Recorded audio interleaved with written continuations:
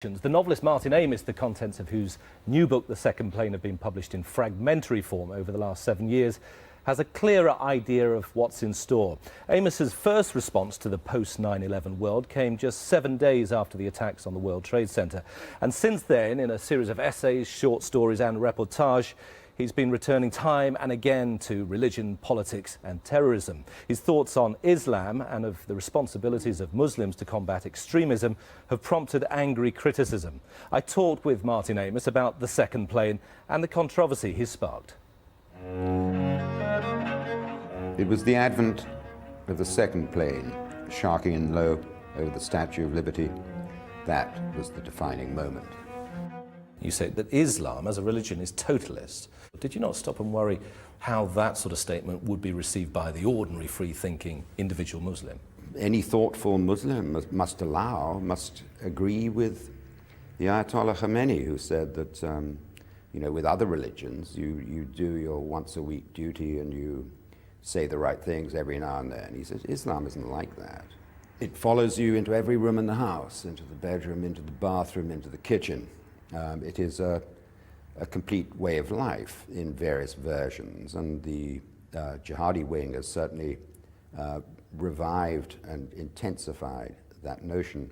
But you're not saying that a Muslim can't be devout and free-thinking? Well, I think it's very difficult to be both, I do think. The opposite of religious feeling is not atheism, secularism, humanism and all the rest of it. It's independence of mind. On any longer view, man is only fitfully committed to the rational, to thinking, seeing, learning, knowing. Believing is what he's really proud of. You're interested in collecting the articles together and publishing them as a book because you're tracing a journey. Have you become more radicalized in your outlook?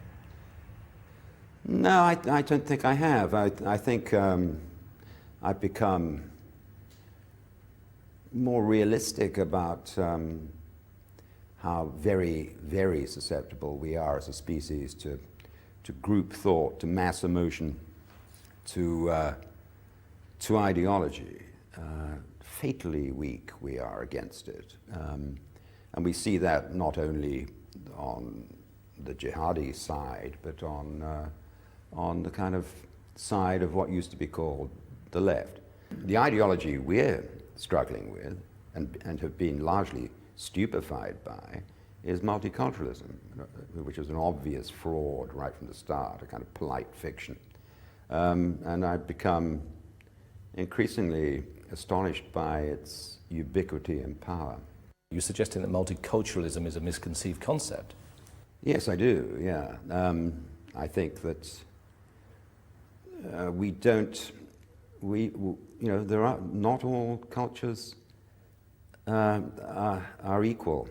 Some cultures are more equal than others. You've been living in London again recently for the last couple of years. Do you not look around your city and see a successful multicultural society? No, what I see is a successful multiracial society. And it's a wonderful thing. And it's been the best thing about returning to England after a 30-month absence to see what is, despite a million ills, an extraordinarily successful multiracial society. And how do you make the distinction then? Well, I mean, I don't want honor killing in England. I don't want suti. I don't want genital mutilation. I don't want the suppression of women's rights. Did you question whether a novelist would be qualified to tackle the subject? To shift the beam from an imagined world to the real world doesn't necessarily involve a complete change in equipment. I want, as always, to express myself as clearly and as vividly as possible, and to follow up a perception until I get it, in a way that chimes with my inner ear. So there are, definitely literary techniques going into these essays, without, I think, in any way compromising their objectivity. Jeanette, Martin Amis is a consummate prose stylist. He has the ability to make sentences gleam. How well does he apply his skills to The Second Plane? I think there are two reasons to read this book. I think he's a fully engaged thinker.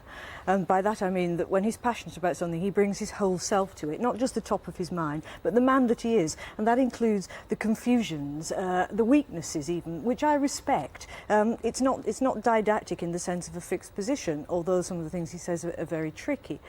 He's also a first-rate writer, and you have to respect him for that, because he loves language, and he wants language to provoke thought in us as readers. And this is a book which feels to me like a dialogue between a really good writer and those readers who can be engaged with it. You don't have to agree with it, but it's a journey worth making. Safi says he also has problems with the idea of the individual free-thinking Muslim. What did you make of that? Well, you should hang out with me more, maybe. I think that I disagree with most of what you just said, actually. I think that the sense I got off the book was somebody straining to be relevant, straining to try and say something big about the big subject of the time, but actually doing it as if somehow September the 11th was a literary challenge, as if somehow by coming up with phrases like the world flash of the coming future and molten mullahs, somehow you're coming up with any original thought. And I think what he has basically done is substitute long words for intelligence and for any perception in thinking. So I think that might be a generational blip, because it's fashionable now to attack Martin. And I think it's the nothing to do with language, generation, it's just to do with what I've just heard. I think it might be, because every time I read the reviews on this, I hear people saying, good, Martin Amis is very easy to attack, so let's just attack him. But to say that keeping language alive and vibrant is somehow a compromise with thought is rubbish. Well, it depends on whether you're using long words to try and show that you're clever, or trying to use long He's words not. to He try doesn't and need to show us that he's clever. Peter Whittle, he's clever. is Martin Amis being brave here? You know, and just simply in the fact that it'd be easy to take the liberal view, one that fears giving offence. Well, take the liberal view or no view, which is actually what we have more of in the literary establishment and the arts establishment generally. And I think that I agree with Jeanette that he is utterly engaged. There's a real sense, actually, because these start at 9/11, I think a week after 9/11, this first piece, right up to a piece, the only piece I'd read before, which was actually the very last one, which was last year. And you get a sense of him actually trying to work out what the hell is going on throughout it. And what I find so extraordinary from the way in which his critics criticise him and call him these sort of things like racist thug and all the rest of it, is that actually he's talking about outright fascism throughout. He's talking about people who are essentially fascist in their outlook. I'm talking about Islamist terrorists here. You know, that's what mostly the book is about. It's not really about multiculturalism. It's about terrorism in the terrorist mind. What is in the terrorist mind? And basically all the things that he describes, particularly in one very good essay, which is called Terror and Boredom, the Dependent Mind. I agree with you. I think that's the best one. That's the best one. It? You know, Yeah. is in fact what it is that drives people, and it is horrifying. But do you know what's actually. really interesting about that is, if you'd read, I don't know if you read The Observer last weekend, there was a fantastic piece by Jason Burke which explored this. Now, the difference between Jason Burke's piece and Martin Amis's piece is you got a sense that Jason Burke had actually spoken to a few people, maybe done some research, maybe done some journalism. And I think what Martin Amis has done is spend a lot of time with his dictionary, but maybe not actually speaking No, about it. he's not doing this as a piece of journalism, going out, let me go and interview it and do a vox pop. He's saying, this is what I think about this, agree with me or disagree with me, but here's my position. Yeah. And that's valid, and you can disagree with it, but you can respect it too. Yes, I think I'd agree. I think this book should really be read in tandem with something called What's Left, Nick Cohen's book that came out last year, because it's really about that. I mean, essentially, you know, when Terry Eagleton, for example, famously attacked Martin Amis, you know, with this, calling him a BNP thug or something like that. I mean, essentially, he was really going along with increasingly part of the left's line, which is actually to line up with these people by actually not really looking at them. But I think that's something that the right often say, oh my God, you can't talk about these subjects. Actually, everybody's talking about them. Everybody is saying that political correctness has gone mad. You can't talk This about is not Islam. about political It's- correctness. In the It's not introduction, about that. in the introduction of the book, Jeanette, Martin Amis writes, if September the 11th had to happen, I'm not sorry it happened in my lifetime. Does that suggest he's been searching for the big subject? I don't think so. I don't think that Martin Amis is cynical. I don't think he's gullible, and I don't think he's cynical. And he's not doing this as a sort of posture because he wants something to write about. He's saying that he's taking on what's happening in his life and acknowledging that, but then bringing the best that he is to it. I don't really see that there's a conflict there. So, dangerous game, mixing up the genres, juxtaposing the fact and the fiction, the short stories, the reportage, And the essays? I mean, the thing is, I do admire somebody wanting to step up and say something. I just feel like it's been disappointing. And I felt that what's interesting is if you look at the last days of Muhammad Atta, for example, which is the story where he tries to embody himself in the last day.